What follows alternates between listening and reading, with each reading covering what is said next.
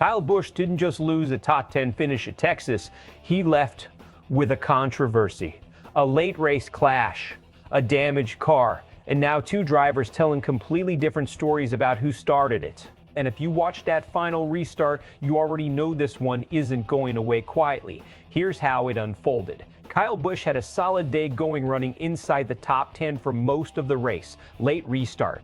3 laps to go. He's sitting just outside the top 10 with fresh tires. Hunter Nemechek gets by him as the field takes the green. Busch fights back, dives low into turns 1 and 2, and nearly clears Nemechek on exit. Contact. Busch hits the wall. Then seconds later, Busch moves right, and Nemechek ends up in the wall too.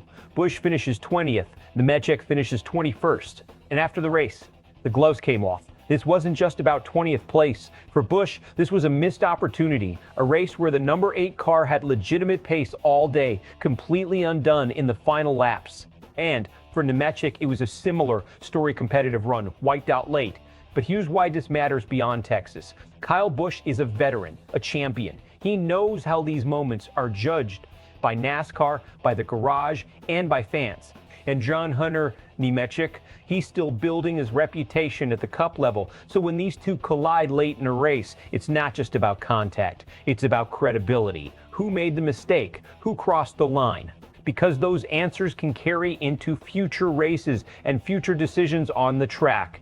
Let's break this down the way teams and officials will. First, the initial contact. Busch is trying to clear Nemechek off turn 2. He's got position, but not fully. This is the gray area in NASCAR. Clear isn't always obvious at 180 miles per hour. Nemechek says Busch wasn't clear. Busch says Nemechek came down.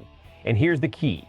Both can believe they're right, because at that speed, inches decide everything. Now look at the second moment, the move that changes everything. After hitting the wall, Busch turns right. Nemechek goes into the wall. That's where intent becomes the question. Was it frustration? Was it retaliation? Or was it loss of control from a damaged car? From a racing standpoint, that's the moment NASCAR will focus on, because initial contact, that happened. Retaliation, that draws attention. And Busch doubling down post-race sharing data, defending his whine that tells you he's confident in his version, but confidence doesn't always equal innocence in NASCAR's eyes. Now zoom out strategically. Late race restarts at Texas are chaotic by nature, dirty air, tight lanes, drivers pushing beyond the limit. Busch took an aggressive line trying to gain positions quickly. That's the risk. You either move forward or you get caught in something like this. And this time, it cost him everything. Reactions came fast and they were split. Nemechek didn't hold back, blamed Busch directly, called it a wreck, not a racing incident. Busch responded with data trying to prove he didn't initiate the contact. Fans divided right down the middle. Some see it as classic hard racing two drivers fighting for position.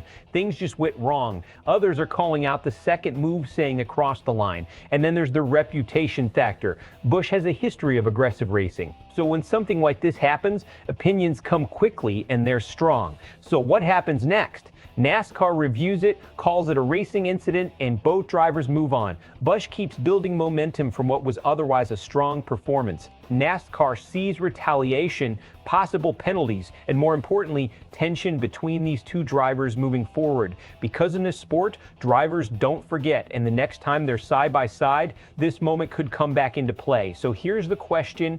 Was Kyle Busch defending himself, or did he take it one step too far? And who do you believe started it, Busch or Nemechek? Drop your take in the comments. And for real race breakdowns that cut through the noise, stay locked in with SportsWire USA.